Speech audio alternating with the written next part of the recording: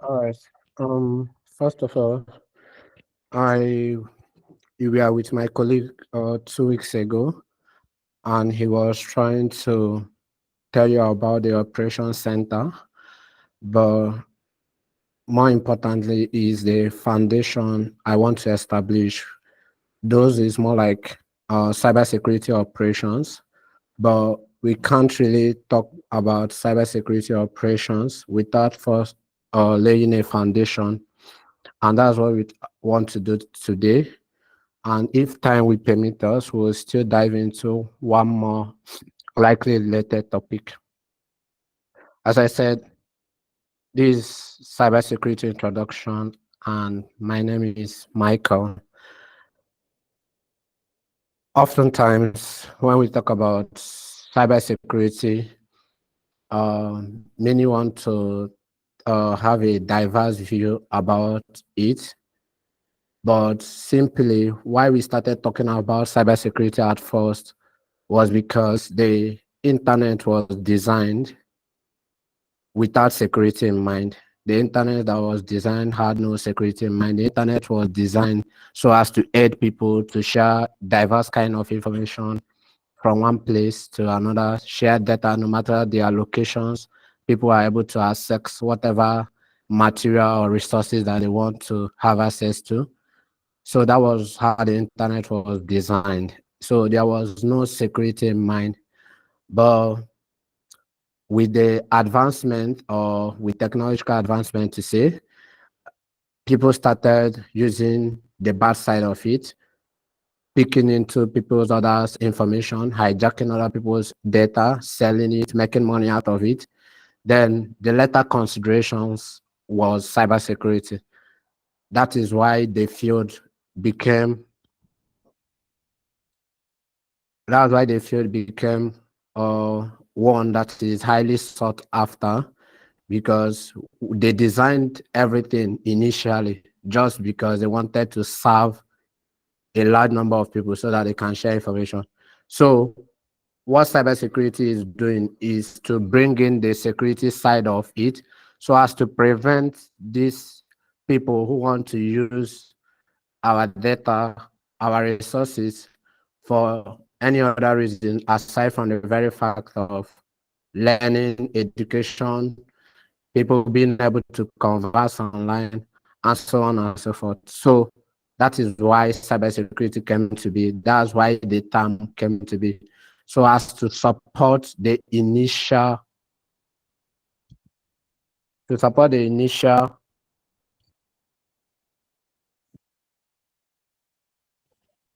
so as to support the initial design for which information can be shared from one place to the another. Okay, that's a little bit of story on that. So, what is cybersecurity? What do we say when we talk about cybersecurity? What is the bone of contention when we talk about cybersecurity? Majorly, there are three terms I want you to leave here with when we talk about cybersecurity. And those terms are what? Network, system, and data. If you can be able to get these three terms, you have already gotten a hold on the definition of what cybersecurity is all about. Data, systems, and network. So the way of who is unmuting, please mute your mic. I said everybody should mute your mic. If you can use the chat section, I would see your messages. All right. So what I'm saying is that data, systems, and networks are the primary considerations when we talk about cybersecurity. It is simply the way we protect data, the systems, and the what networks, so that no other person aside from the owner or apart from the person you want to have access to it can have access to them. So that is the simplest context. If you can know data, systems, networks, the act of protecting them from unauthorized persons, people who are not meant to have access to what them. That is the simplest context. Bring it down to what you already know. Your house, example for an example, is you living in your house and some other persons that live in your house. And you normally lock your doors outside and sorry, you normally lock your doors and you go outside. And you don't really want anybody to have access to your house aside from the people who are living in your house. So what invariably you are doing in your day-to-day life is trying to protect people from having access who are not meant to have access to your house. So the same thing we are trying to do in cybersecurity. We have systems, we have data, and we have what? And we have networks that we don't want people who are not the core persons to have access to it, or the people who have these things to have access to them. That's the simplest thing you can easily talk about cybersecurity. And when we talk about cybersecurity, I mentioned three things. First of all, I want to talk about data. What is really data? Data is the foundation on which every other thing runs on, whether businesses, whether we talk about people's life, we want to talk about cities, organizations, infrastructures, what powers every successful development, every successful thing that goes on in the world is what? Data. Data serves as the engine of every other thing in which we do. The very fabric of our society, the management of funds, the allocations, the nations fully runs on what? Data. If you don't have access to data, we can't be able to make any form of what? Decision. So that is why the primary aim of or the foundation under which cybersecurity was established, the primary thing is data, to protect our data. So I know that the question that will come now is, I talked about networks, I talked about systems. It is with regards to data that systems and networks came to what be. If there is no data, there will not be systems and there will not be what? There will not be network. Why do I say so? Is that data is the primary thing that we want to protect. And what helps us to store those data are what? Systems. And what makes those data to be transferable from one system to another? It is what? Networks. So you see how these three terms are all interlinked. So one thing is understanding your personal data. Your personal data includes everything that you don't want anyone to have access to.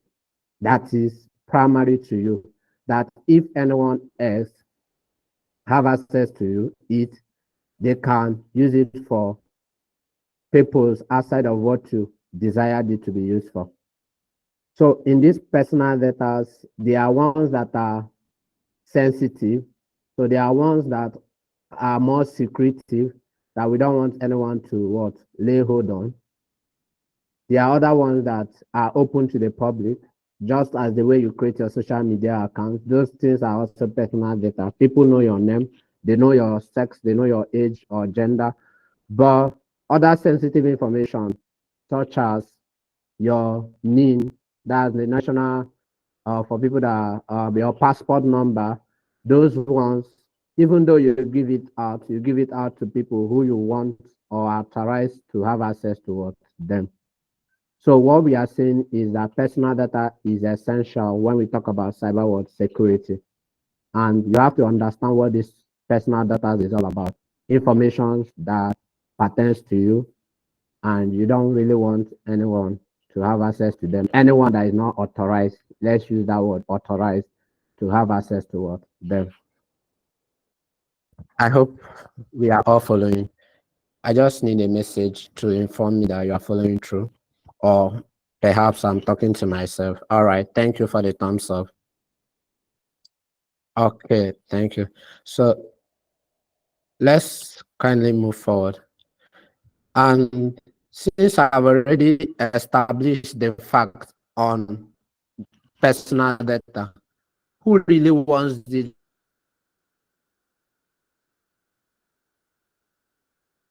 data? Why am I going to protect this data? Why is it necessary that I want to protect this data? Who really wants this data? And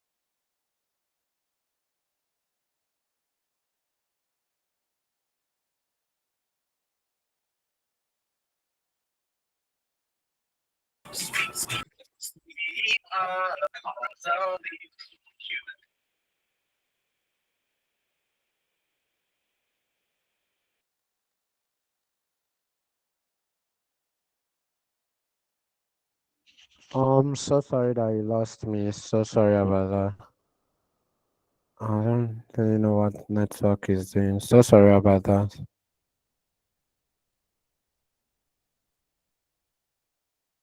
All right. So as I was saying, I was trying to ask the question on your personal data. Who really wants this data? Who wants to get a hold on this data? Whose attention is to have this data? Because if something is personal to you, why would somebody want to have it? Is because they need it to what? To make decisions. They need it to what? For their own personal what use. They need it for what? They need it for their own personal what reasons. And there are three major or four major persons that I really want to talk about on who wants your data. First of all, is on a genuine note, on a genuine note, your ISPs, internet service providers, will want to have access. My screen is shared now. Hello, my screen is shared. Can't you see my screen? We can, I can I'm see. seeing it. All right, somebody said I should share my screen. That's why I was asking. Sorry. So what I'm saying is, who wants your data? Aside from the fact that data is wanted by everyone, but there are people that want this data for the good of you, and there are people who want it for the bad reasons. More like if you submit any form online, trying to create an account, all those kind of things that you do, whereby your data is asked from you, those are legit reasons. So they really need that data in order to serve you their products or what services. So who wants my data? We are not talking about people who genuinely need your what data. Internet service providers are one. For them to be able to give you access to the internet, they have to monitor your usage of what data. They have to monitor what you are doing on the what internet and be able to what cost it and charge you for it. That is why most of you, as your data is being used on the internet, it is what reducing, and they send you a message. Your data is about to what finish. How do they know your data is about to be exhausted? Is because they are simply what monitoring your what monitoring your what activity. So they need it for the what for their product and services to reach what you. Another set of people that need this data is advertisers. Sometimes you go online, you browse things, and you aren't able to make a decision, maybe due to the amount or so many other reasons, or somebody called you, you have to leave what you are doing, you are trying to buy something online. So what this it helps these people maybe on Facebook is to reach out with those products in which you left at a particular place without completing those orders. So they send those things on your ways. They send things based on your preferences, based on your choices, based on your hobbies, based on what you talk about. This is what advertisers use your what data what for. Another people is search engines and social media platforms. Simply, what they do is to help to use them to what improve the way they serve you contents, the way they serve you what things online. So at times you watch a video, you will see something like your friend have watched this video, it has liked this video. They bring it up for you. That is to tell you they are monitoring your what your activities, knowing that you have something in common with this friend, and you might probably like what this friend has what watched. And the last people, more not like they are the last in the row. There are other things, but these are the primary ones I wanted to talk about. Websites you visit. So any website you visit, there is something they will tell you, accept what cookies. So those things, cookies is more like what helps to keep track of some certain services and products that you are accessing on that what website, so that in due time they can be able to what help to improve what they are doing on their what website, and as well help you to have a better what user experience while on their what website. So these are people who genuinely, though, yes, let's say genuinely, because at times advertisers normally overdo this. They overdo this. They take your data, they sell it to other advertisers. So in such a case, they have started using your data for the bad reasons. But these are the people I would likely say that have you in mind when they are what picking your what data. All right. So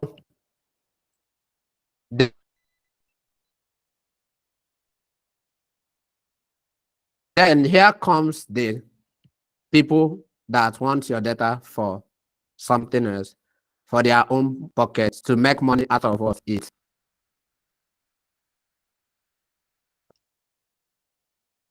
Here is another set of people who want your data for reasons that would fetch them what money, that will bring them what satisfaction towards what they are seeking your what data what for.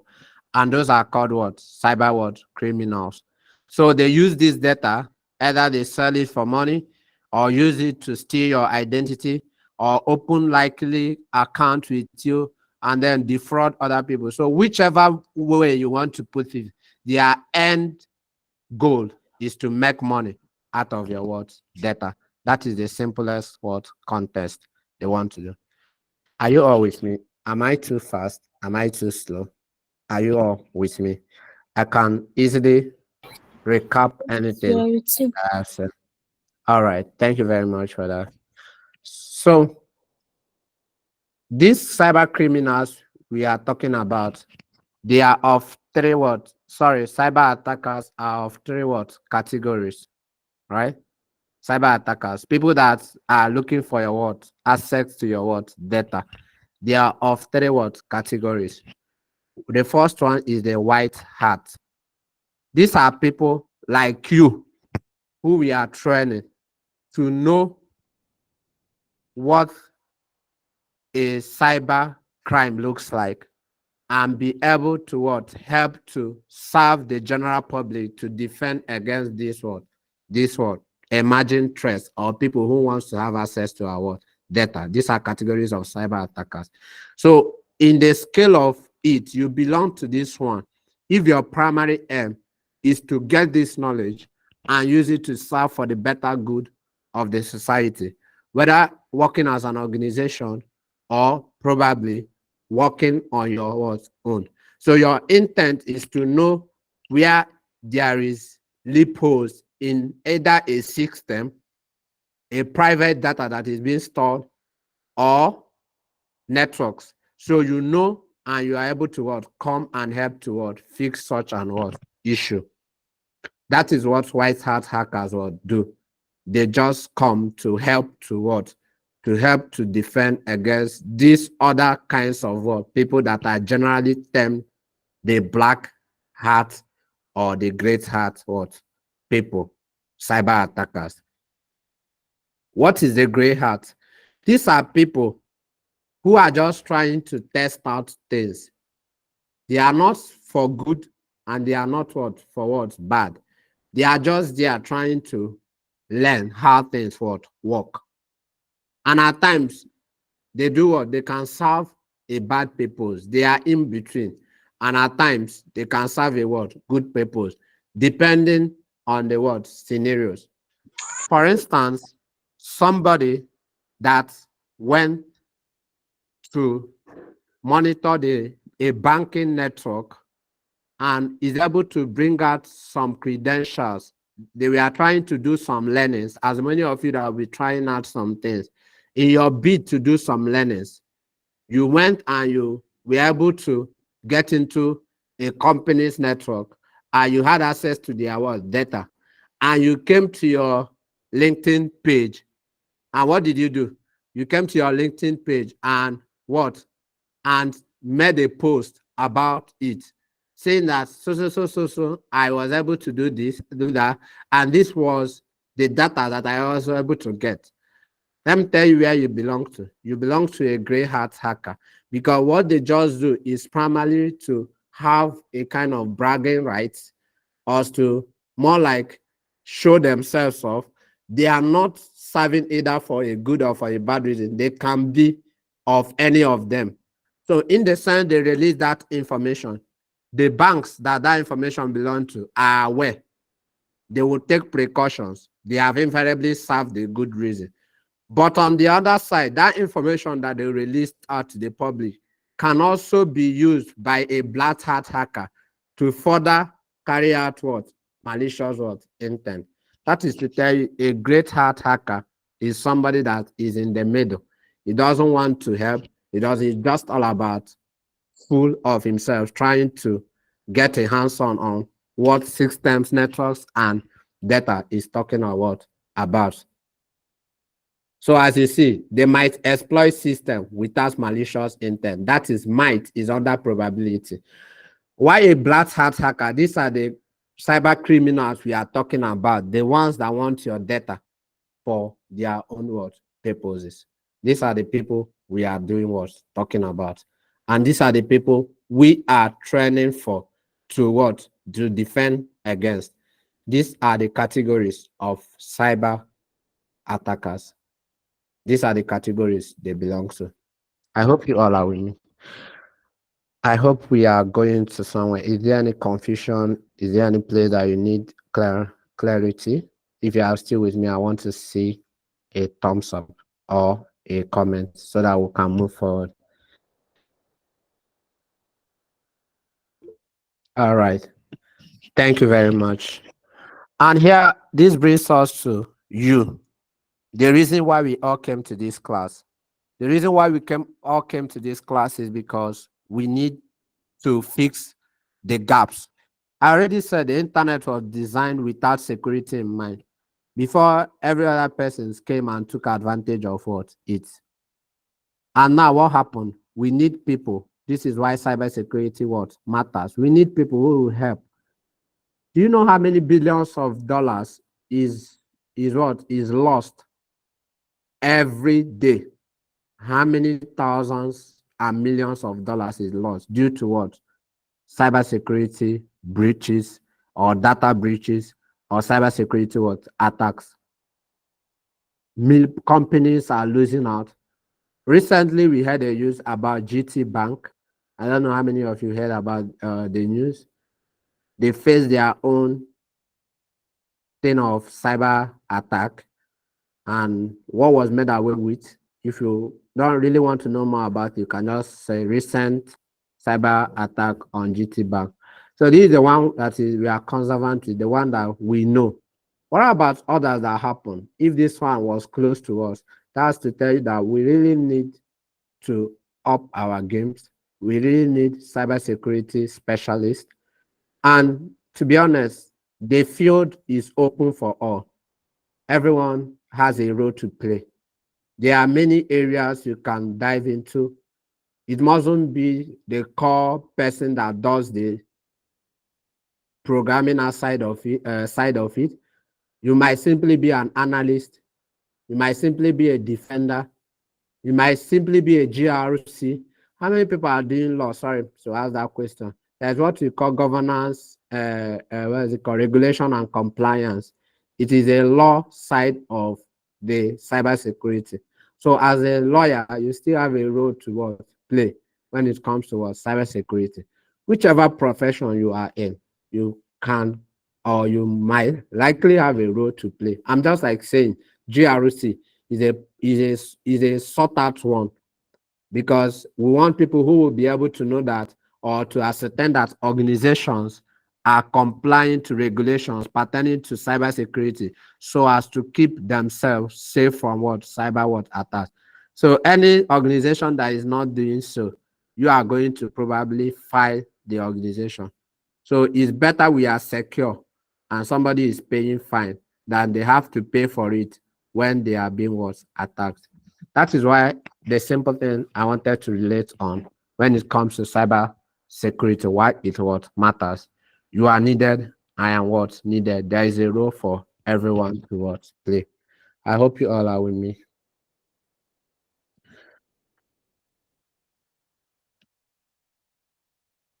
So, what's your role?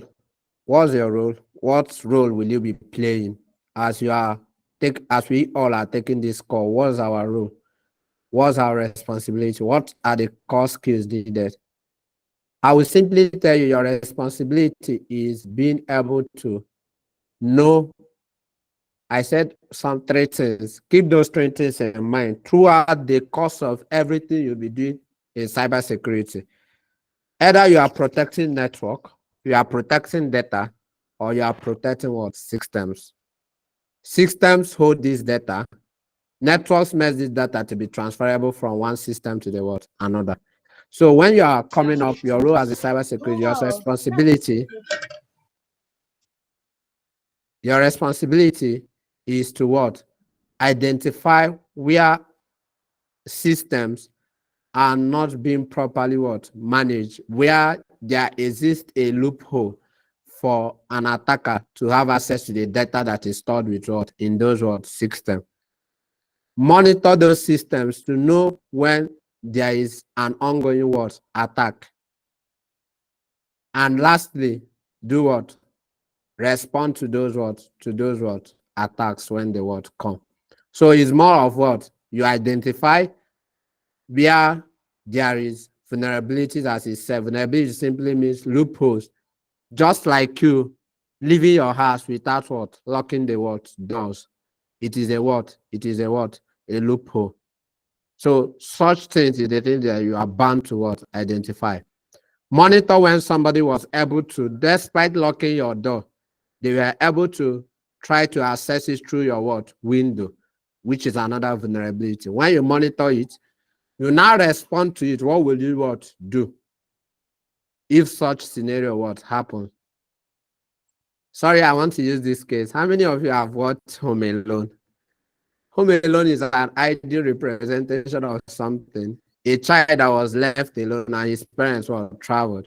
So people came, burglars, sorry, came to have access to what? To the house. So what I can invariably express to you is that that child is a cybersecurity specialist. That's what I want to say. What was he doing? He saw there is a vulnerability. They have access to the windows that were open. They have many ways to enter the house. So what he was doing is to what? To what? Prevent such what? Attacks. Prevent such attacks. My network has started disturbing.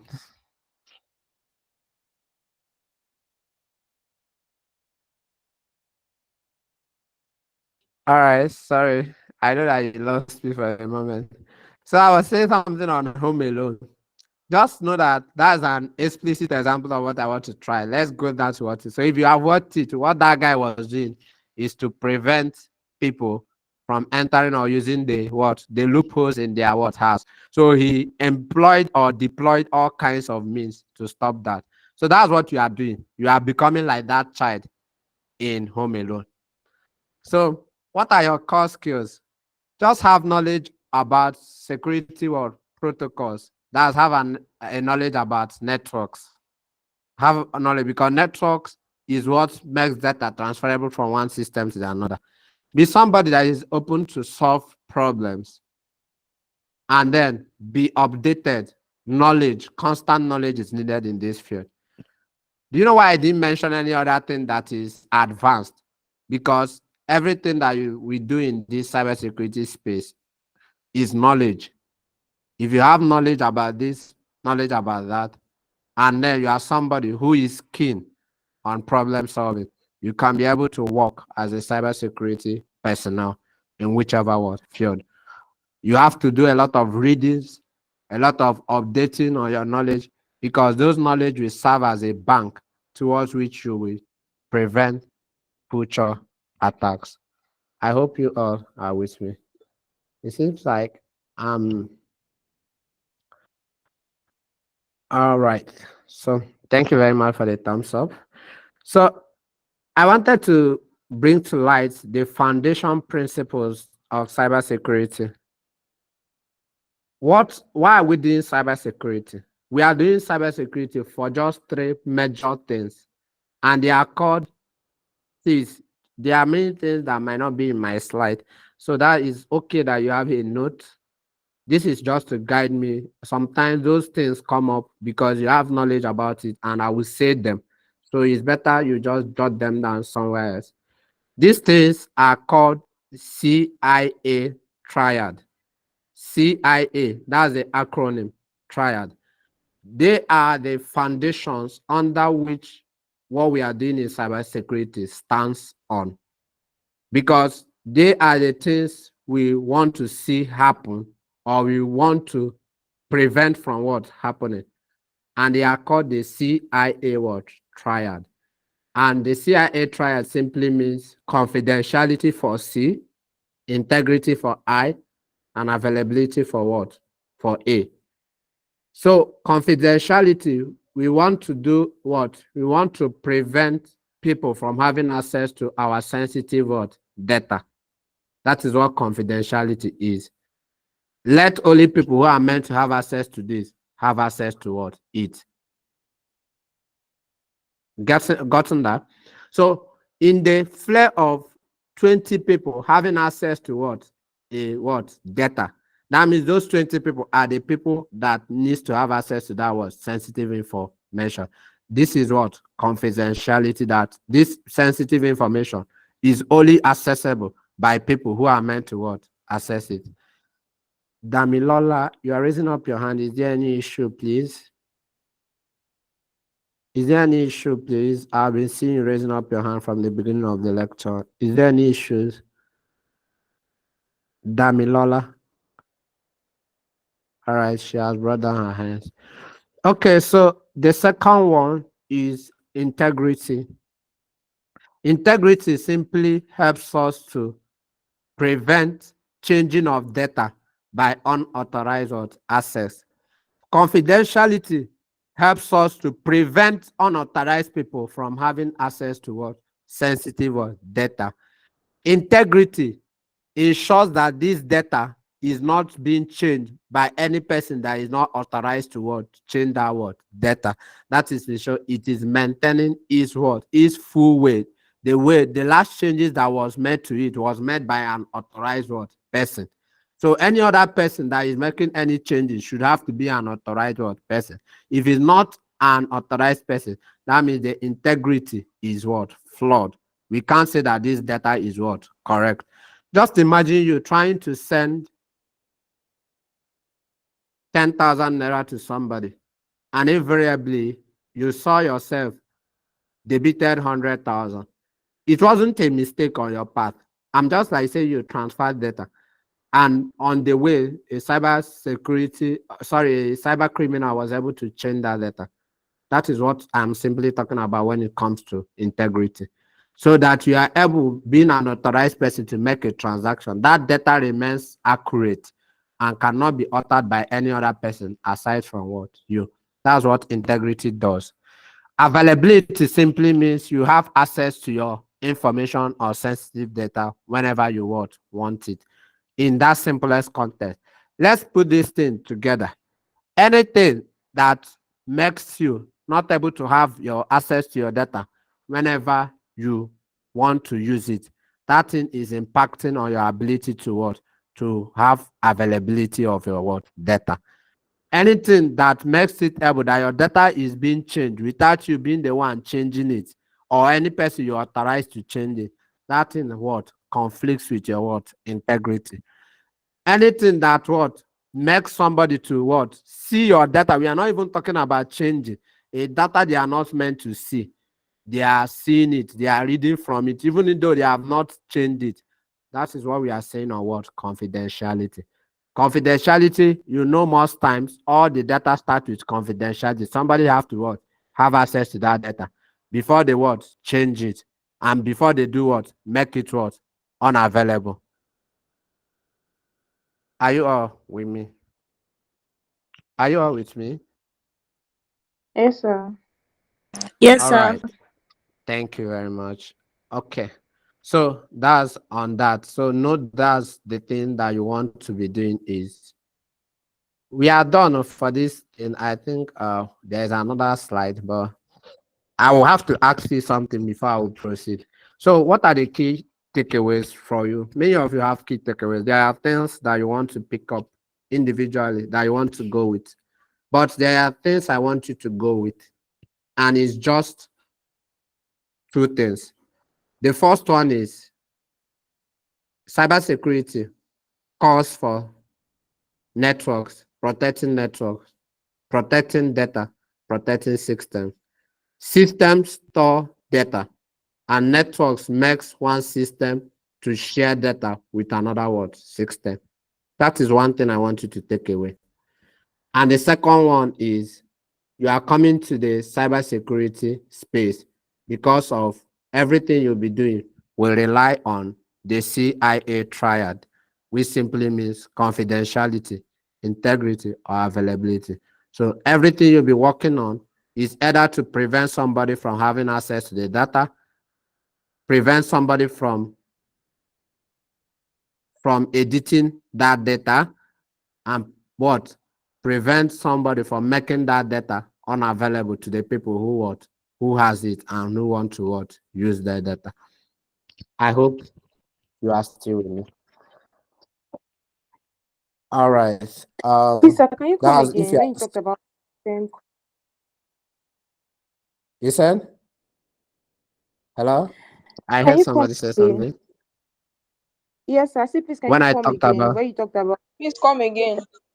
those on data? key What does? takeaways. On the Yes, key Yes, yes, yes. And takeaways. the CIA yes, sir. too. Oh, all right.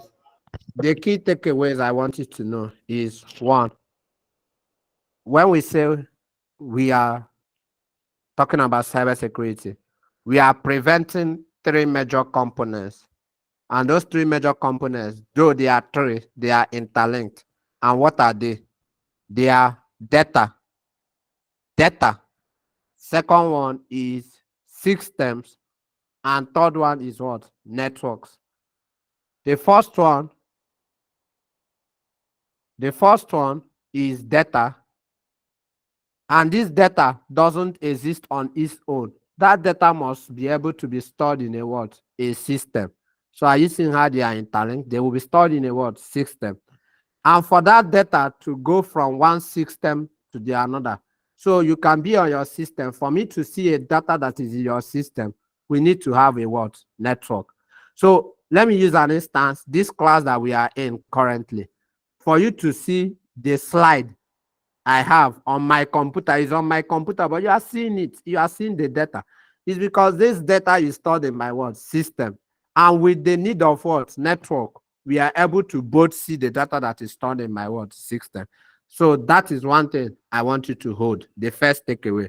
Is that clear? Is that one clear? Yes, sir. Is that one clear? Sir. Uh, All right.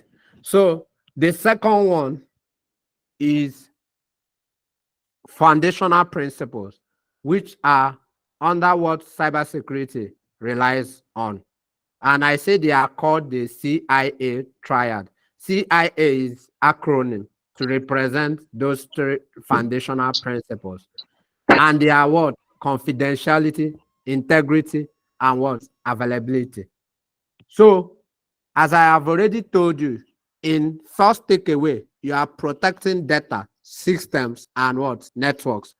So, for you to be able to protect these things, you have to put in mind these three principles, which are what? Confidentiality, integrity, and availability.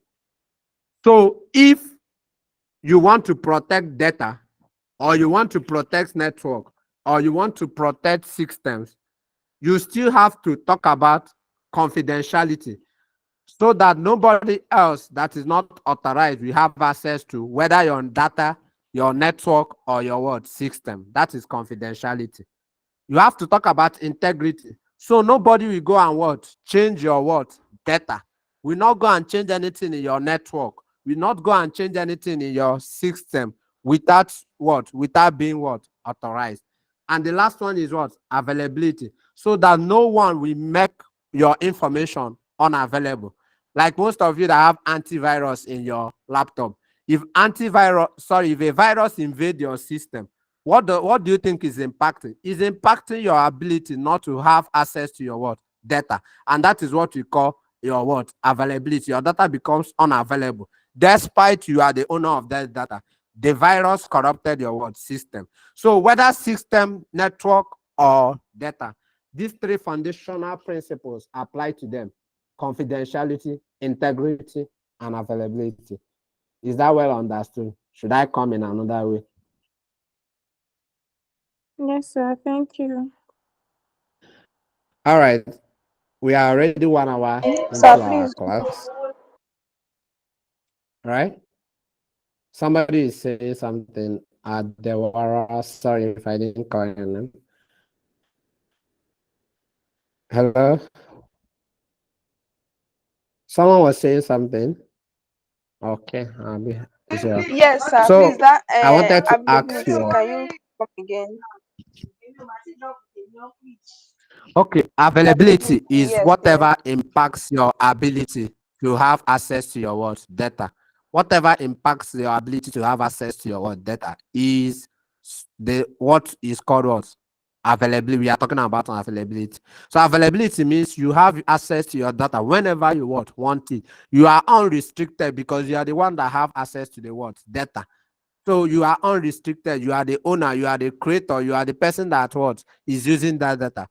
So if you created a file in your computer system, you created it today, and tomorrow you are trying to open that file and it's not opening, that means your file is no longer available to you. You don't even have access to it, but you are the what? Owner. And then when you check and you now see, oh, this file was corrupted, as most of us normally have come in contact with such scenarios. So you say this file is corrupted. What is actually making is making that data unavailable to you. And that is what we are trying to what? Work on. So as our data will always be available to us without any criminal locking the data, sending virus to it, or any kind of thing in order to impact our ability to have access to that data. Is that clear? Yes, yes, sir. Thank you. All right. Okay. I don't know if the moderator is still with us or she has left, but whichever case, I think we'll keep on. All right. What I now wanted to ask is that this is the first phase of what we are doing, right? This is the first phase. We want to enter the second phase of it.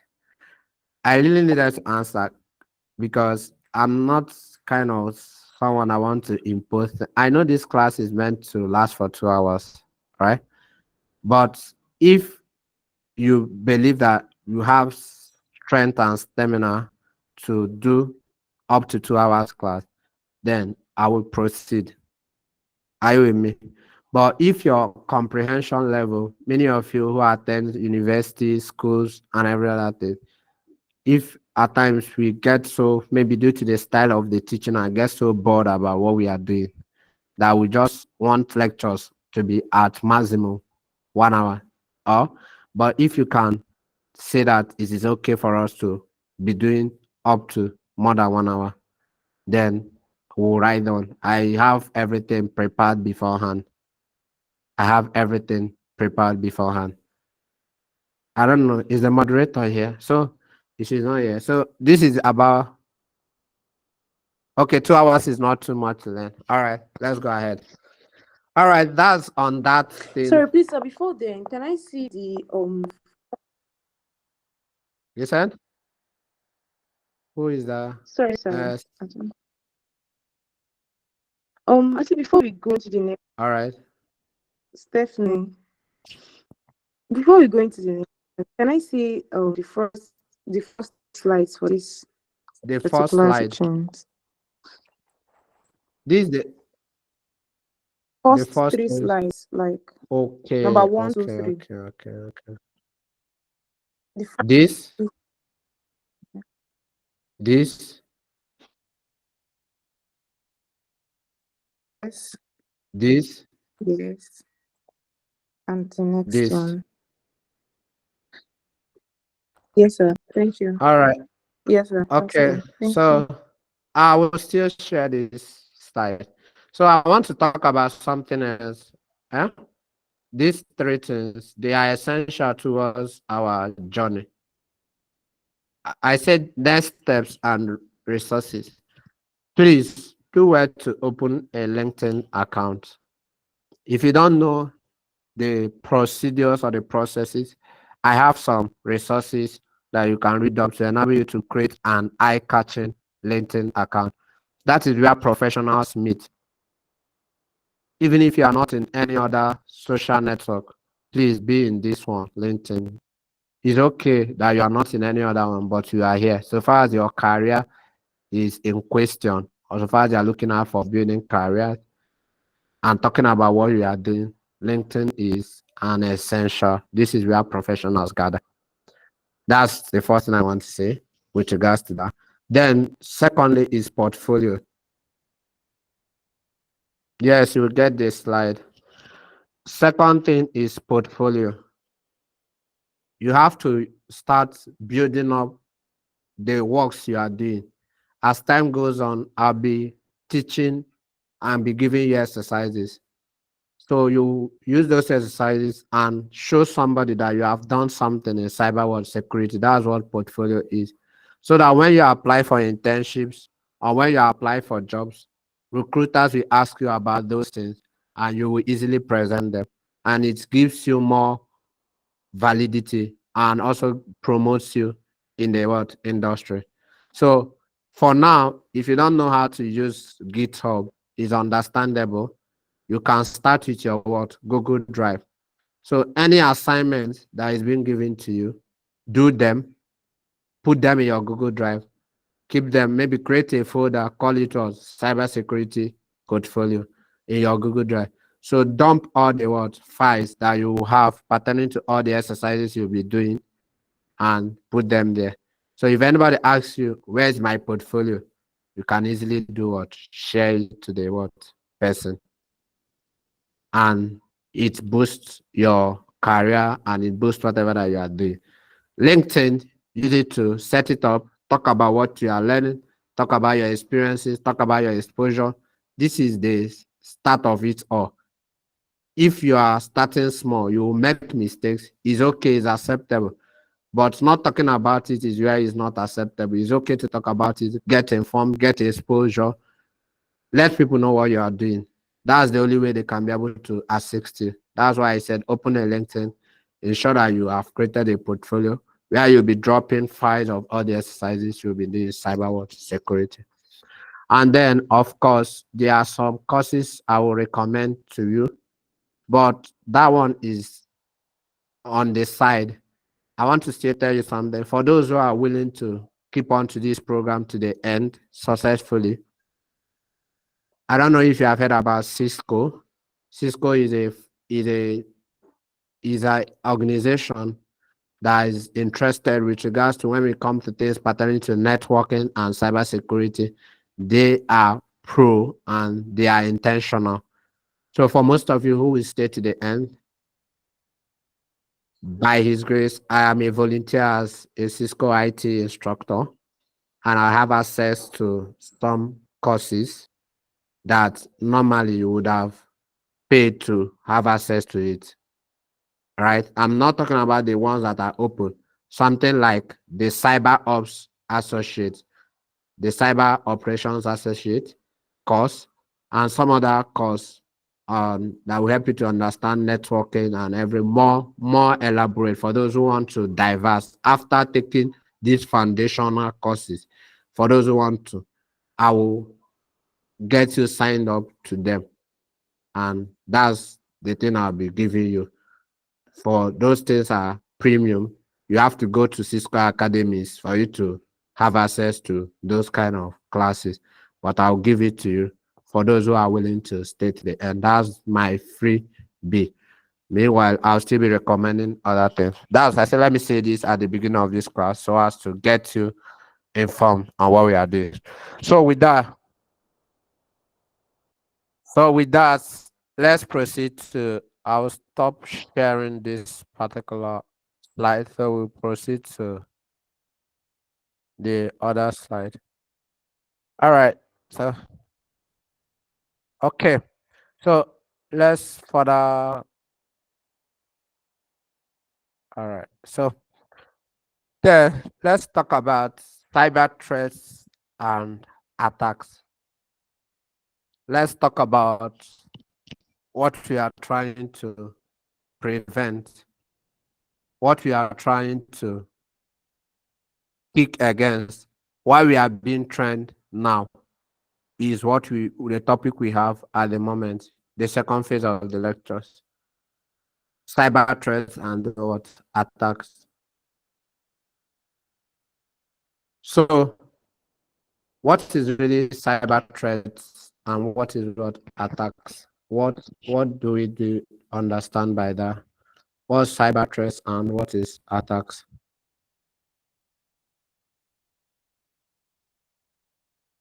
Sorry if you lost me at the moment. All right, so let's move on so that we can. So let's try to understand what cyber threats is. But I don't want to use this most times. I don't want to talk about this what is it called?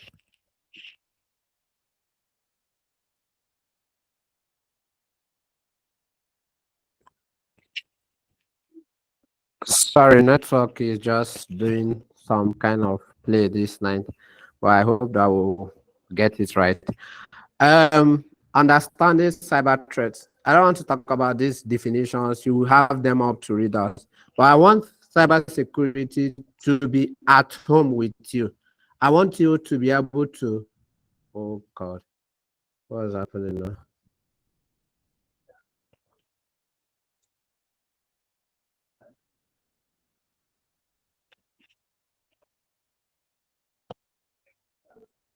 All right. So sorry. So sorry. So sorry. You cannot hear me, right? I don't know what network is in, but we'll keep up till everything goes on well. All right. Thank you for the thumbs up. So I was saying I want cybersecurity to be at home with you. I want you to open your eyes every morning. You can easily say something when it comes to somebody trying to question you with any area or foundational concepts in cybersecurity. And what is threats? Let's use what you are used to. For instance, most of you have have a life. We have life in us. We are breathing. We are walking. All right. So if most of you that go to work, you go to work, and when you go to work, you enter a vehicle. All right. So when you enter a vehicle, so the driver happens to drink, happens to be a drunkard. You notice that he was drunk, right? For you, what does that seem to you? Doesn't it seem a threat to your life? Doesn't it seem like, oh, wow, you are already in what danger? You didn't notice it, but all of a sudden, due to that, he talked to you, you perceived an alcohol, and you are noticing from his reaction that the way he's driving and everything, you are noticing that he wasn't following through the road signs and every other thing. That thing already is a potential what? Is a potential danger. So when we talk about threats, we talk about anything that poses a danger to a system, a network, or a data. I told you to keep those three terms with you always. It will reoccur every time. Data networks and system. So anything that poses a threat to it, anything that poses a potential danger to it, anything that shows in any likelihood, oh, something is bound to happen. That's how we say it is a what? Is what we call cyber what threat. So far as it poses a danger to our systems, our networks, and our data, is what called cyber what threat. And for those things to pose a threat to us, there must be a what loopholes. And those loopholes is what we call vulnerabilities. Let's go back to my instance. That driver drinking is a what? Is a what? Loophole. Oh God, what is this network trying to do? What are you trying to do, network? Sorry, I keep coming on and off. So sorry, it's network. But see, if you understand this, is oh God. Oh God, oh God. What else happened?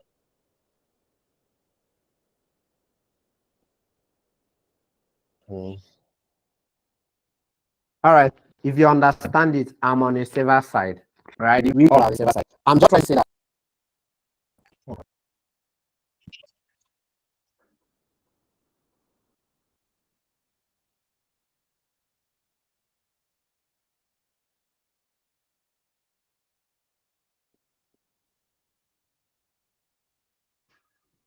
Sorry. So sorry. All right. So sorry. So, Pastor, I can all hear right. you. Thank you. All right.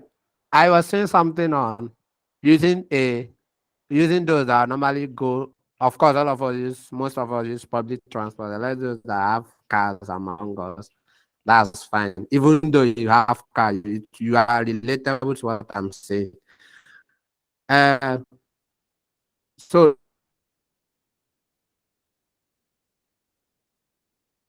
if you enter a car and you notice that the driver, what else do you notice? You notice ah,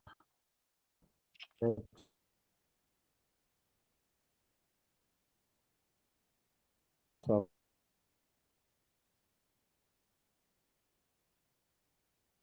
what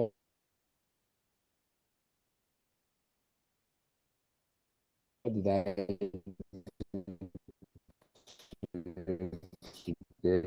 what did I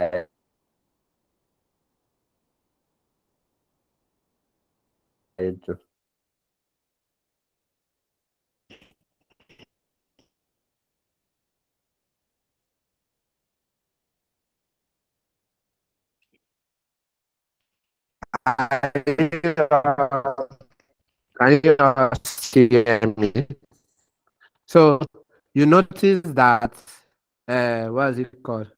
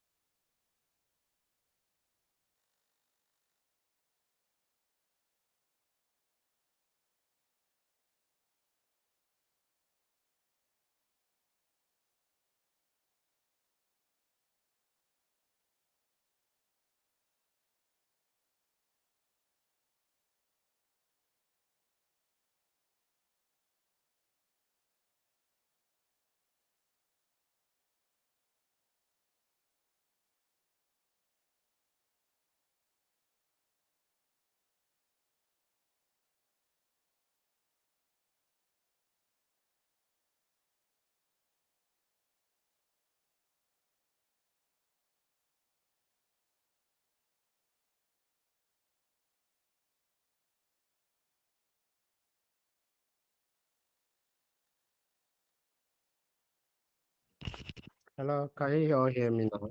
Please. Thank you for your patience. All right, thank you. Yes, ma'am, we can hear Thank you for you. your patience, please. I think we'll get through this together. All right, so mm, okay, so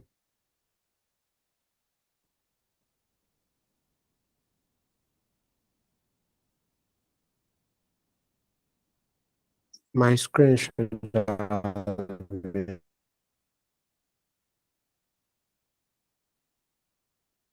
shared.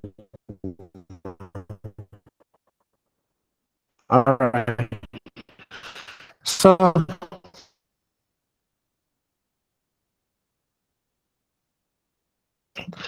as I was saying, if you what is happening now?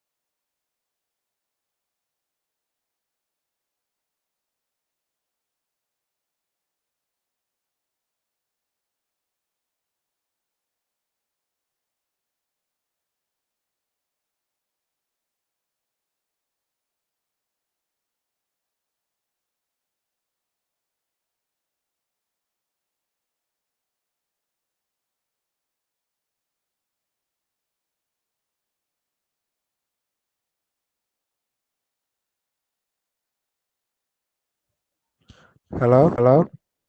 You can hear me, right? Oh, God. Yes, ma'am, we can hear you now. I'm so sorry. Once you get your hands on this, well, don't worry, we still end the time we are supposed to end. It's just these things are distracting. So I wanted us to have enough time for questions and answers, but we'll still get it. All right. So as I was trying to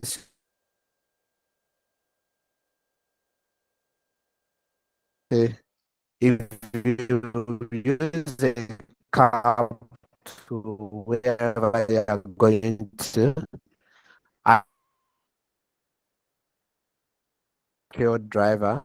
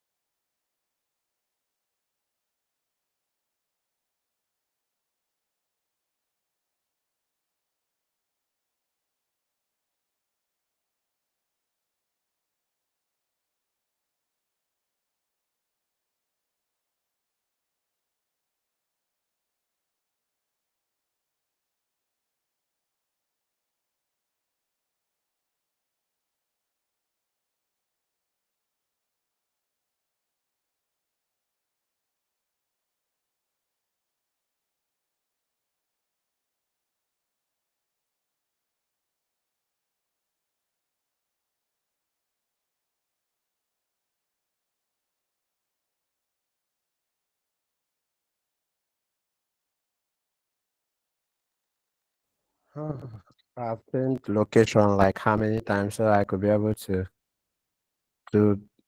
well, I just hope this one will serve us this time around. I've changed location. I don't know. Even though I'm using 4G light here, I don't even know. Okay, so let's continue, please. Sorry for that obstructions. Um, you all can hear me, right? You can hear me. Yes, we can. All right, thank you. So what I Yes. was trying to explain with regard to cyber threats is that if you take a cab and you notice something unusual, either you notice that the driver is drunk or the driver is not an expert. The second, you started noticing that the wheel tire is less, like is less, it has damages on it. So all those things you started noticing. Oh God. Sure. This stop this class.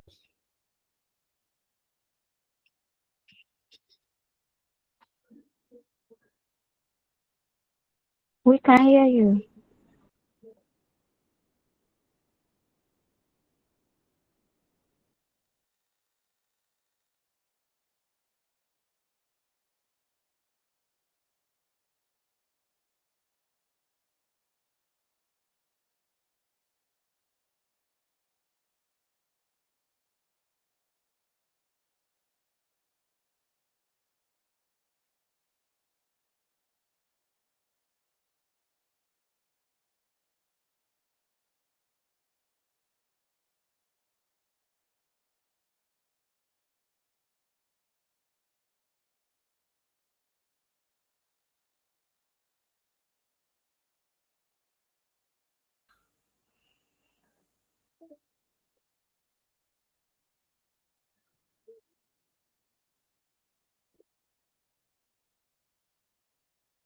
Okay. Should we reschedule? Somebody is bringing it up. Should we reschedule? Alright.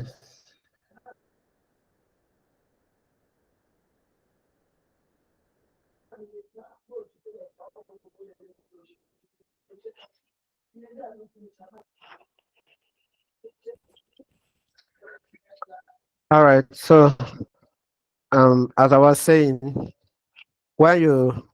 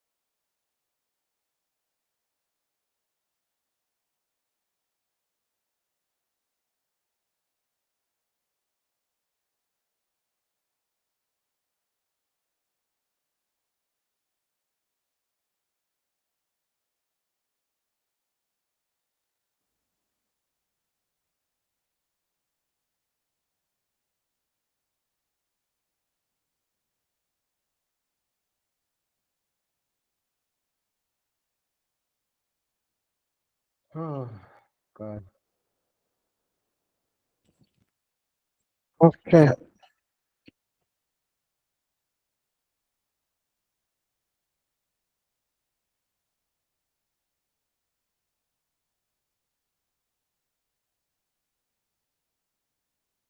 Hello. As I was saying, You want us to reschedule?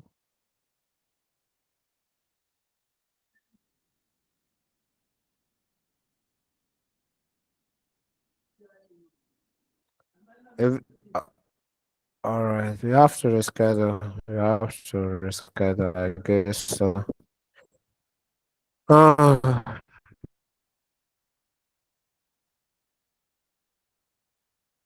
maybe I will try and get my router. That's the only way. In our next class, I'll try to get my router. We'll use it. I don't know.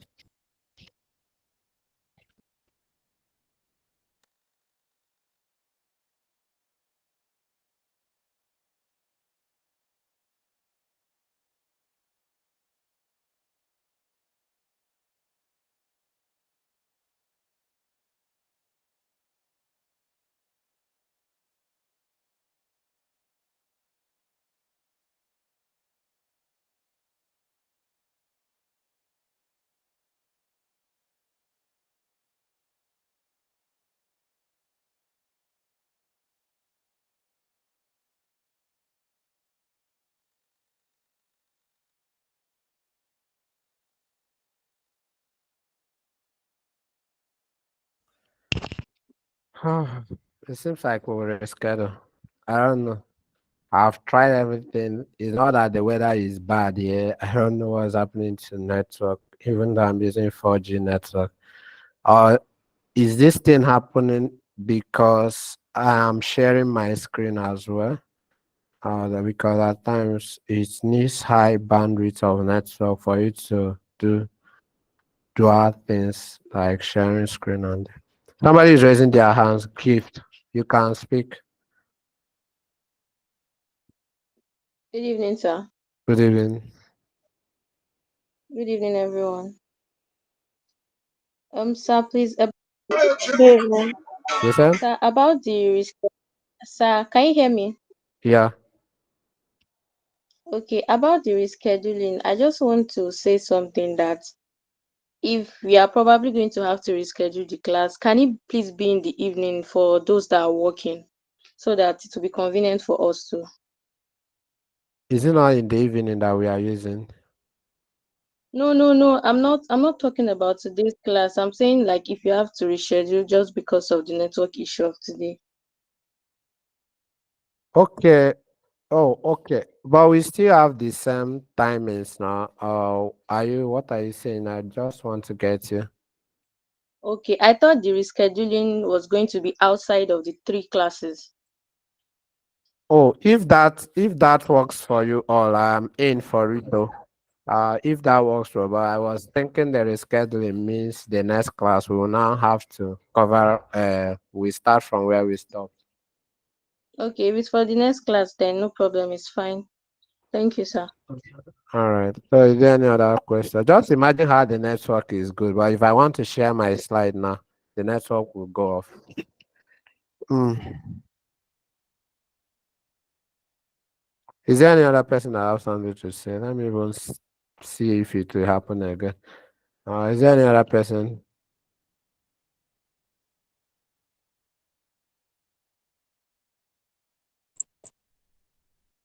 Sir, can you send us the slide? Maybe we can open it from my end while you talk, if that will help.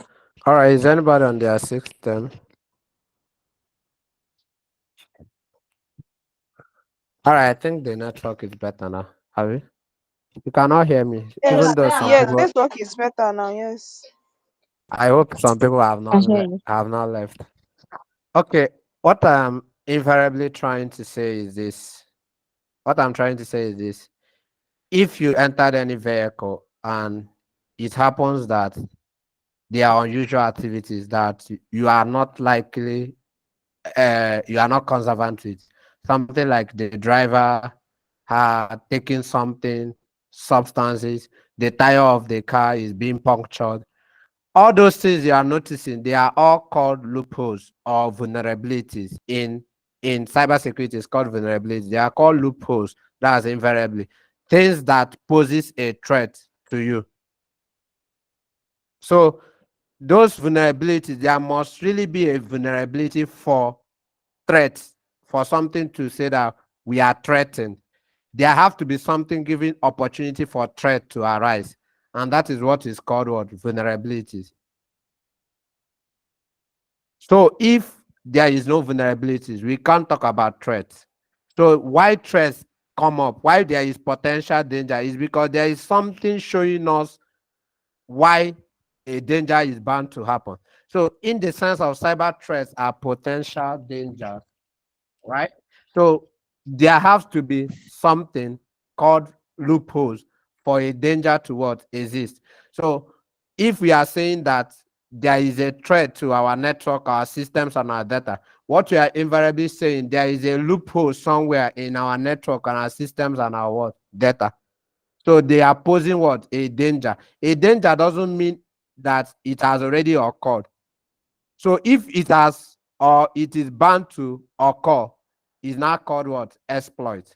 So exploit is when those vulnerabilities are being used to what? Attack us. So the three ways to understand it is that there have to be a vulnerability for a threat to exist. And exploit is simply taking advantage of those vulnerabilities. That is in the simplest way of these three things. So cyber threats are potential what? Dangers. What creates those potential dangers are what? Vulnerabilities. And what takes advantage of those vulnerabilities or those openings in systems, network, and data are called what? Exploits. Exploits is when we want to take advantage, or when a cyber criminal wants to take advantage, given that there is a what? There is an opening. And those openings are creating what? Threats. Are you all with me? Did you get that? Is that well understood? All right. Thank you for the thumbs up. Okay, so if you have understood that we are already running, there is nothing stopping us from getting to where we want to get to before this time, our time elapsed. So how can these threats come up? What gives this threat validity? What makes it that when we see it, we begin to tremble? Where is it emanating from? Where is it coming from? So if you notice that a driver is drunk, that is to tell you that's a what? That's an external what? Threat.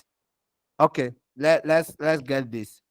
If you are going to work and the policy said don't be late for work, don't be late for work is the policy, right? And invariably, the driver was picking people up, drop and what is it called? Pick and drop consistently. And all of a sudden, he enters the filling station to get a fuel. What that person is doing is posing a threat to you, because if they do it consistently, there have to be a consequence that you will probably arrive at late and you will what? Face the policy or the consequences of whatever the policy says against people who comes what? Late. So that driver is an external what? Threat, because you don't really have control over what? The driver. But what if you were sleeping in the car? You yourself, you are a threat, because what? You are creating a threat to you going what? Late.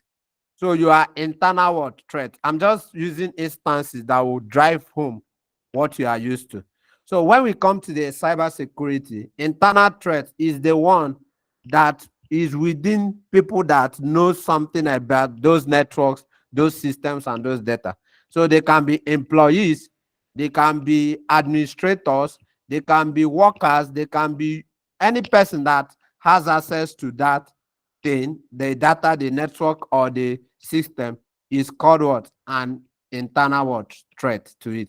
Because any mishandle, any form of mishandling, or any little mistake they make will lead to what? Will lead to what? Will lead to a what? Attack. Will lead to somebody what? Making an exploit. Somebody exploiting what? Those vulnerabilities. So that you are an employee that is managing a network or a system or the data of an organization, you are already a what? Threat. Because if you make any form of mistake, which humans are mostly bound to, it will lead to compromising those systems, those network, and the what? Data. So internal threats are those threats that exist within the conference of people who knows about the data, the systems, and the what? Network. External threats are people outside those who are being given the responsibility or who knows about the system, the data and the network. So these are people that are called invaders. They are the hackers. They are the people that doesn't know anything about your organization, network, data or system. And then they are trying to gain access to it. So when we talk about internal threats, we talk about within the circumference of people who are knowledgeable about the system, the data, and the networks that is being used. When we talk about external threats, we are talking about people who doesn't belong to those group of people. They are just on external basis and they are trying to have access to it. So bring it down to your organization. Your organization, everybody in your organization is an internal threat. Whether the person is an expert or not, even if the owner of the organization, so far as network system and data, they are potential or threat because any mistakes that they make towards the use of those systems. So if even if you are not knowledgeable with network system and that, you are already a threat because somebody can use social engineering. Somebody can lure you into something and you will do it. So especially when we talk about internal threats, we are talking about disgruntled employees. That's employees that they felt like they are working, but there is no reward for their labor. They are working for little or nothing. So if you have an employee that you are not paying well, is already a threat to you because they can do anything to what make extra money. They can even sell your data in your organization. So that is the simplest scenario I can give with regards to internal and external threats. Are you all with me? Are you with me? Yes, sir. All right, thank you very much. All right. Okay, this is more like defining. I've already defined cyber attack. My screen is it still showing? My screen stopped showing. Why? No, Yes, no, that's it's not fine. showing. It stopped showing. It's still showing Yes. now. All It's right. not No, it's not showing. showing. It's showing now. Okay, it's showing now. All right. So if I've already told you what is it called? What vulnerabilities are, what exploits are, what threats are, then defining cyber attack is easy. So it's more like an attempt somebody is making in order to what gain access to your system, your network, and your what data. So are you getting what I'm saying? So it's a deliberate action. Somebody is trying to get outside. That's what cyber attack is. An attempt towards stealing or getting access to your network, system, or data. Are you seeing how these three words, I'm repeating them deliberately? Because you have to know what you are coming to protect. Is either you're protecting a network, protecting a system, or you're protecting a data. So those are the major things. When I say steal information, you know that we are talking about data. When I say disrupt operations, you know we are talking about what? Systems, because it's systems that are used for what? Operations. So those are the things you have to get used to. So a deliberate attempt is what cyber attack is. All right. So I want to talk about a particular thing used in cyber attacks, and they are called malicious softwares. In short form, malware. Malware simply means malicious or software. So for anybody to carry out a cyber attack, they will kind of write a code because everything that computer is made up of was what was made with what binaries, zeros and what ones. So for somebody to be able to manipulate anything, whether in a system or in even the network that was made out of what? Out of codes.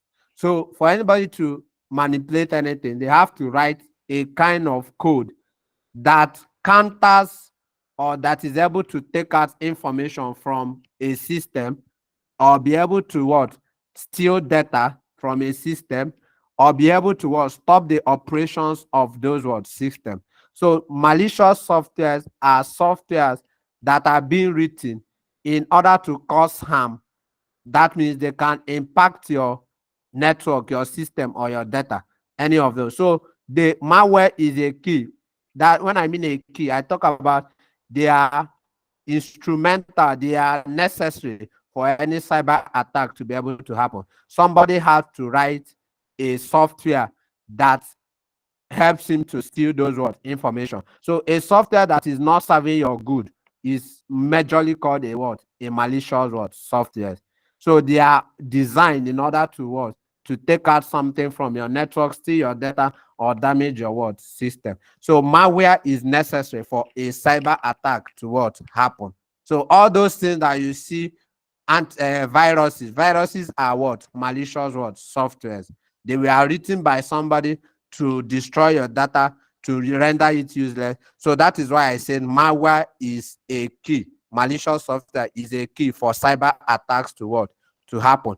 So what really means is that if somebody notices that there is a loophole in your system, in your network or your data, that person will write a code that will be able to exploit those weaknesses. That person will write a code that will be able to utilize those weaknesses so that they can have access to those information. I hope you all are with me on this. If you are with me, then I want to move forward. Are you Yes, with sir. me on that? All right. Thank you. We are with you, Yes, sir. Yes, yes, sir. sir. Yes, sir. Yes, we are. All right. So there are common types of these malwares that are used in cyber attacks. Sorry. So for somebody to have access to your system data, there are necessary ones. But I just need to talk or bring to home. I want to just in a brief summarize all of them. Any kind of software that monitors your activity and be able to send that data or something sensitive in your system back to the person who sent that malicious software are called spyware. So if anything monitors your activities and is able to take sensitive data out from your system and send it to the threat actor or cyber criminal, is called a what? Spyware. These are common malware types that is used. So somebody can write a malware that will be actually be monitoring your activity and sending back information to the person. So hardware is the ones that display unwanted ads for you. Many a time you see those things that come up in your system that says what? That says your system is infected. Click on this to install antivirus. That thing is an hardware. You never sent for it. You never requested for it. It pops up when you are browsing. It tells you to take an action that your system is getting hotter. Click on this to install this. Those kind of ads are hardware. It can be able to use to penetrate into your systems and collect your what? Data. Any kind of malicious software that threatens you, more like tells you that, of course, those ones that serve you and tell you to take action within a specified time, else so and so will happen. So those ones are called scareware. You have mostly seen them at times. It will say, click on this now to do this. If not, after 24 hours, this and this will happen. Those kind of what is it called? Things are what belongs to what? Scareware. It is meant to trick you because urgency matters. Everybody wants to act on urgency. Nobody wants to hear stories after stories. So attackers know about this. It's called human psychology. So they will write something of that nature and tell you your system is infected with what? Virus. Click on this now within 24 hours or within 5 minutes. Else, your data will be what? Corrupted. This is a scareware. Scare means to scare you. Ransomware is simply the ones that somebody does a somebody creates a malicious software that can be able to lay hold, that is restrict you from having access to the files in your system and charges you money for him to be able to open up those files for you again. Those are called ransomware. You mostly have seen things that say pay this to have access to your data, to have access to somebody withhold your information and wants you to pay. That's why it's called ransom. You must pay a ransom before the person will what? Give you back those files or gives you key that you'll be able to decrypt those files. Just imagine somebody setting a password on your document that you created and asking you, if you need this document, send me money. Else, I will not give you those documents. That's what we talk about ransomware. Backdoors is simply a kind of malicious software that gives an attacker a opportunity to access your system from another angle. That means as your system is booting, they are able to have access to you. So your system doesn't normally, okay, you don't have access to your system the way you normally have access to it. For instance, let me use the one you are good, what is it called? You are conservant with. You have a door, and that door, what is it called? You locked it and you went out, and then there is something that happens with your other door. There is a way that an attacker can use a scope or a bug. These people that normally come to houses will use a scope and what do something on the key that you used to lock those things. So you will now have access to those what's it called, the door, and enter through it. So you don't have idea about it. There is another way through which somebody can enter into your system. That is simply what backdoor talks about. Rootkit majorly functions with your operating system. It takes charge of your operating system. So those malicious software that will control your operating system and take hold on it and is able to do some certain tasks that you are not aware of. You didn't even open this application, but the application started running on its own. Any kind of malware that has an impact on your operating system are majorly called what? Rootkits. You know, your operating system serves as the engine that controls most of your activities on your computer. So any form of malware that is written to take control of it is called rootkits. Virus, we are used to it. Those ones infect our files, destroy them, render them useless. Trojan horse is more like things that disguise. It tells you I'm a legitimate thing. Many of you that use cracked softwares, you use a cracked software, you are enjoying the software, but you don't know that software is sending your data and the things in your system out to the person who created that was software. So many of you that will want to play the latest 2024 FIFA, sorry, ladies don't normally play soccer, but let me just say, okay, you want to play the latest games, more like GTA that has you have to pay 2,000. So somebody is telling you you don't have to pay. Download the app for free. You download it. So you think that you are playing the game, you are enjoying it, but that person wrote something that will be sending data out from your system. In as much as you engage with that word game, I'm giving that as an so Trojan horse tells you this thing is legit, but why is serving the legit purpose? It is still doing something at the background, negatively impacting your data. So what is worms? Worms only happens on what? Networks. It is transferable from one network to the another. I want to differentiate between virus and worms. Virus needs you to take an action before virus will corrupt your what? File. Either you have to click on something before virus will what? Corrupt your what? File. But worms are not like that.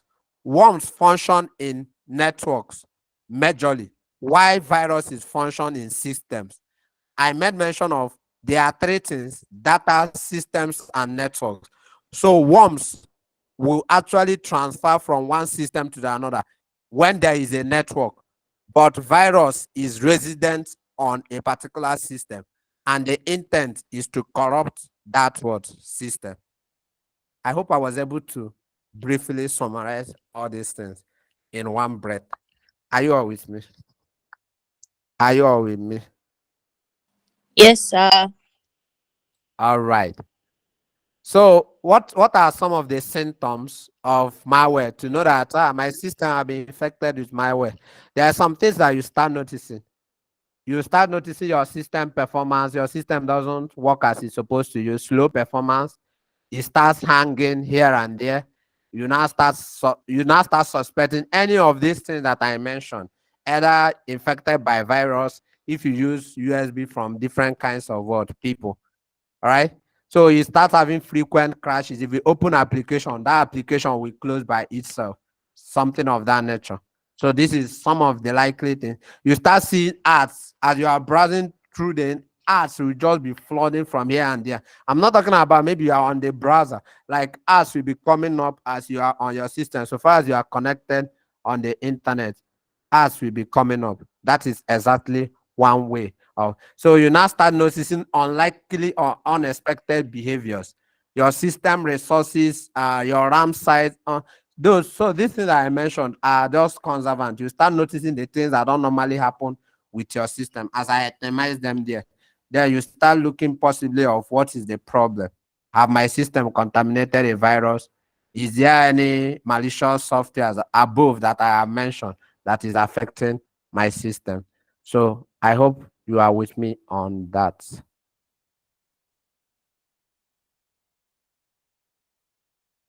So how does cyber attacks occur? How do these cyber criminals make use of cyber attacks? How do they get to that point of making cyber attacks? So what they do is social engineering. They will manipulate you, they will trick you. So the same way I told you, somebody will tell you download this within 24 hours, it is gone. So that kind of thing is an example of social engineering attacks. So social engineering attacks, somebody can text you a message, please send me this document. I'm your manager. It's needed urgently. I went for a conference. I've been trying to contact you since. Something of that nature. Anything that attempts to manipulate you to divulge information that are sensitive is called social engineering. This is where cyber attacks happen. So social engineering is somebody making you do the things or divulge personal information. Another one is denial of service. People can overload a particular system. That means somebody can be sending you something to a point that that system cannot be able to serve other people. For instance, you might be trying to access one website like that, and you are not viewing the website because there is a lot of people trying to access those websites at the same time. So when cyber criminals know that if you are able to send a particular message to a system over a period of time, it will hold on to stop serving other people. It will concentrate on trying to get reply. So denial of service is a technique that people use or cyber criminals use. They will try to multiple send multiple things to a system so that it will take much time for the system to process it, so that other people that want to use that system will not have access to that system. So this is a way. So when it gets to a point, that system will do what? Crash. And when that system start acting abnormal, they will not be able to what? They will not be able to take the data that they need out from that what? System. That is on denial of service. On-path attack simply means an attacker will come in between two systems communicating on a network and be able to receive data through them. It will receive this data and then take whatever it wants from it before sending to the other person. So we likely will not even know, but an attacker will be on there taking data between two systems that are communicating on a network. So that's on-path attack. Then the other one is SEO poisoning. SEO poisoning is more like somebody trying to manipulate search engine results. So if you are browsing something, you are trying to reach out to a particular keyword, you want to browse something online, something else is coming up for you that when you click on it, it will have impact on your negatively impacts your system. So every time, sorry, take it this way. Anytime you go online, search for a keyword, and then click on one site that pops up to you, and that site takes you to an illegitimate site. What that person simply does is that he did search engine manipulation, whereby he used certain keywords that people use online. So whenever you search it, they will appear in the search engine result page, and then you click on it, and then they will now go to their malicious site, and then from there your data is being what? Stolen. You enter some certain details and stuff.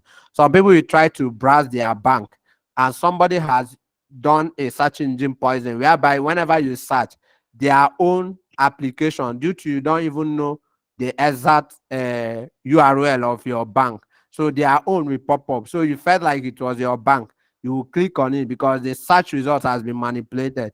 When you click on it, it will take you to their site, and you now log in thinking you are logging into your website, and by then you are giving them access to your data. Stephanie, is that Stephanie? You are raising up your hand. Password cracking. Yes. Okay, sorry. Yes, I have a question. All Um, right. you talked about the common malware types, and you Yeah. talked about backdoor. I want to ask, is Mm. RDP an example of a backdoor where You you said say someone RDP, I don't IDP. know, I don't Hello? RDP. When you say you into the system and all, Okay, RDP. Hello? I didn't get that. Hello? Or did I lose her? Hello? is that like Can you all hear? a an example of a backdoor, like you're trying to explain? All right, please, can you? Hello? Stephanie, can you tell me the full meaning of your RDP? Because so many full meaning is coming to my head. Hello?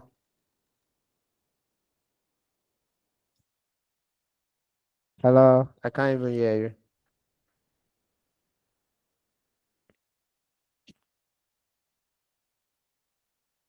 It looks like our network is shaking. Can every other person hear me on this network? Hello, can every Yes, other I can person? hear you, sir. We can hear you, Yes, sir. I can All hear you right, I from will here. attempt to our question once she comes up. Let me know the full meaning of the RDP she is using. Acronyms can mean a lot of things. Password cracking is simply once somebody uses a combinations of different passwords trying to have access to your account, maybe you registered it somewhere, somebody is using a different combination, your pet's name or whatever, because they felt like you use your pet's name as password. So they were using those combinations trying to get access to it.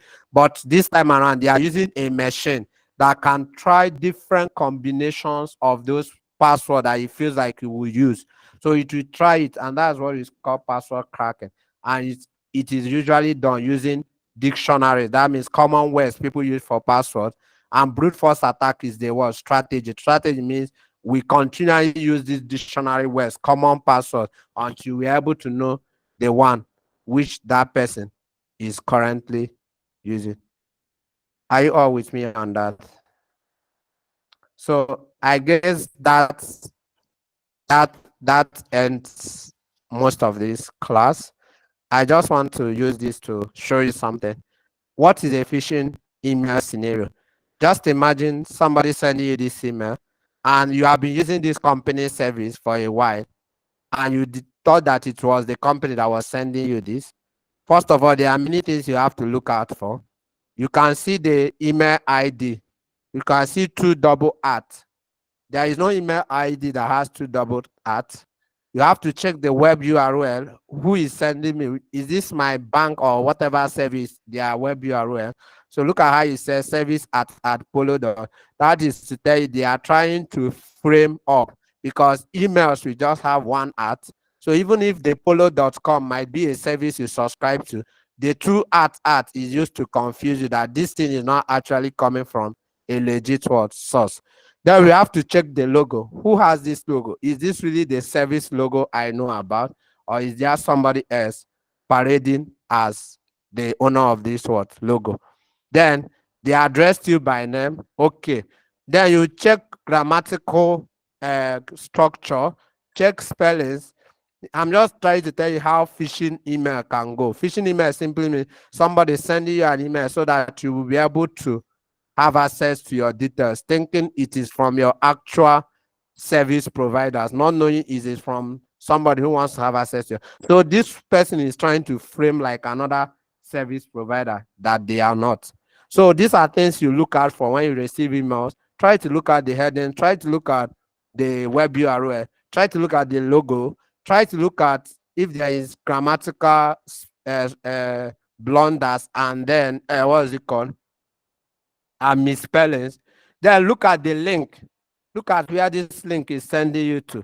Does this look like the legitimate account or the legitimate web URL website of the service that you subscribe to?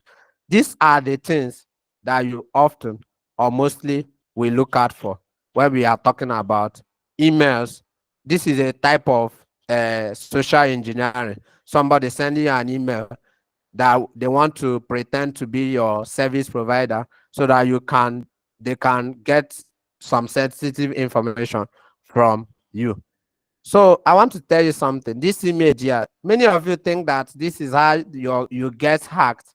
You get her, somebody will be on a system trying to get your bank account. No, no, no, that's not it. Most of the hacking that occurs, most of the people that steal your data or steal something sensitive information from you, they use what they know about you.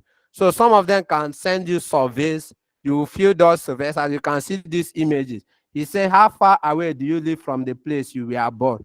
And you will write it, you answer it. What song immediately takes you back to high school when you hear it? You answer it. The car you passed your driver's test in was this. You answer it. So all those information you are answering will help an attacker have access to other sensitive data, because those data that you think are nothing are serving a particular purpose.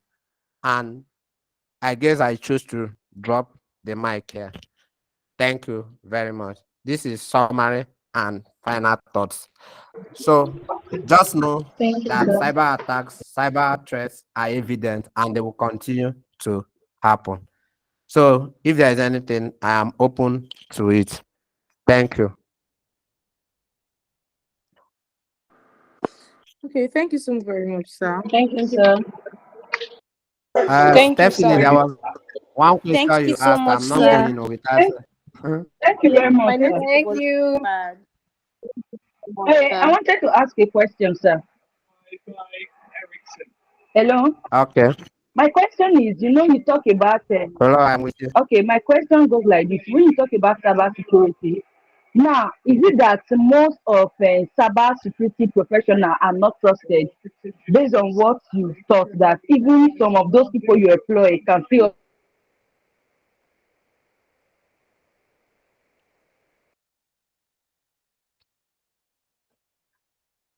Are you still talking? Hello, Faithful, are you still talking? Is anyone still hearing her? Hello, I think her am network I is just bad. alone in this class? All right, let me answer what I said. I said if you employ somebody, a disgruntled employee, so somebody that is angry, you are not paying the person well, and you want the person to be maintaining your system. Just imagine you employing somebody that you are paying less than what they deserve. Don't you think that person will be thinking of something else, some ways to hurt you? So that's why I'm saying that even your internal employees, if you don't treat them well, they serve as a threat to you already. And if you don't do what you are supposed to do when it comes to employees, that's why they have employees' rights and employees this thing. So anything that makes an employee feel unwanted or uncheated in an environment, they are already serving as a threat to you.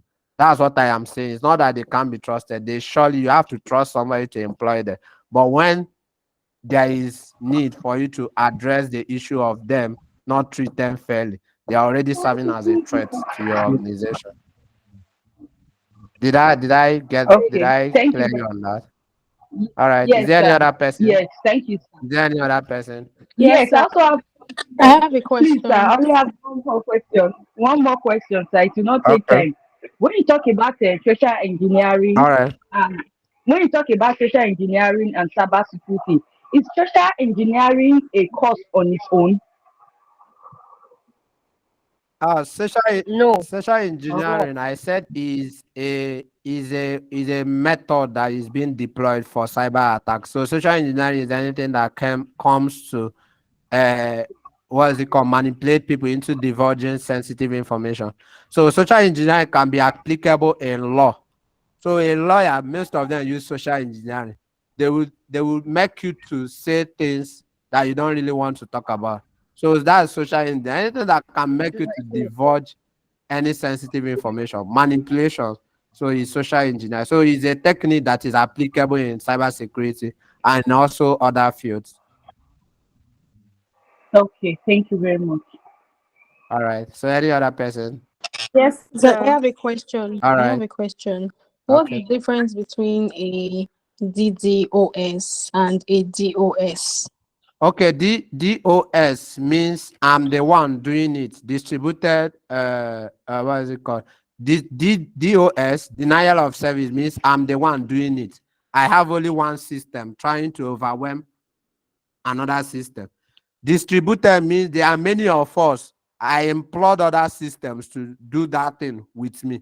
So when we talk about distributed, we are talking about more than one systems are doing the act of trying to slow down a system or trying to bring down a system. But in DOS, it's just one person trying to, one particular system trying to bring down another system. So take DOS as one system, DDoS as many systems coming to attack a particular system. All right. Is there any other thing? Or should we call it a day? Yes, sir. As I was saying, we had no, sir. Please, I have a question. The All right. RDP stuff I was talking about. Yeah, I was What's asking, the is it full similar meaning, to please? backdoor? RDP is remote desktop protocol. Well, let me say, I think Okay. mainly people that work remote, they can like get access to a particular thing in the office through their laptop. They can like All right. RDP or log that kind of thing, like ATM machines and all. You don't have to like go Yeah, I know physical. what you are So I'm saying. asking, is this like a All right. okay, sir. Hello? Have So I lost you? yeah, no, no, no. I'm asking, is this a Okay. type of backdoor? Like, is this the kind of Yes. backdoor you're trying to? Yes, it's a kind of backdoor. If you enable RDP on your system, that was what I wanted to know the full minute so I could be know where I'm uh, following or answering from. If you enable RDP on your system, and somebody is able to know the system domain and the password, it's already a backdoor. Or somebody will enable it for you. Sometimes a cyber criminal will keep a file online. You go and download it, and that file you download it, that file will be able to do what? Do RDP on your system, enable it, and send the username and the password to the cyber criminal. So you don't know it's working on your system, but the cyber criminal knows that it is working on your system. So RDP is a good one. Somebody can deploy it as a backdoor.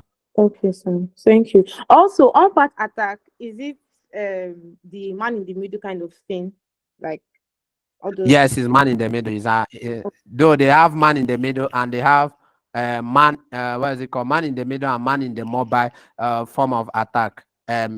Yes, that means when we talk about mobile devices, when we now talk about just device, so all of them are under on part attack. okay, sir. Thank you, sir. MITM, man in the middle. All right. Is there any other thing? Sorry, Mr. Michael. Uh, Hello. Please, I want to ask a hello, I question. can. Yeah, I want to ask a question, please.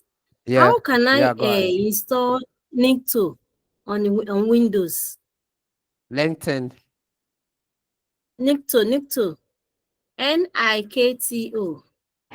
or Open Browse? Okay, all right, okay. Is have you checked the resource file online? You weren't able to find it. Hello? I tried installing it. I tried installing it, but it is not working on my window. It said I have to use a Linux. I can use a virtual Kali Linux to do it. All right. You know But the what Nito is it I called? found on GIT on a GitHub, they said it Yeah. has virus, so that's why I could not install the Nito on my laptop. All right. Okay. My laptop flagged virus when I wanted to download it. Is it possible to walk you through on that? What is it called? On a one-on-one basis, we will do that. May I will do that together. So you can really I be will able to appreciate send me a message. So I I will will follow appreciate through. that. No problem. All right. Thank you. Is there any other thing? Okay, are So you in the group? Are you yeah, in I'm the in the group. Telegram group? Yes, I'm in the Telegram group. Okay. Okay. Okay, So is thank you there any very other much. thing? Can we So can we do that now? Oh, yeah, yeah. Send me a message. I'll follow hello? through with that. Hello. Oh, okay, okay. All right. We'll Thank do you. it on a persist is something relating to what you're doing. So I guess Mm. we'll call it a day if there is any other question. Right? My PC is low. So thank you very much and God bless you.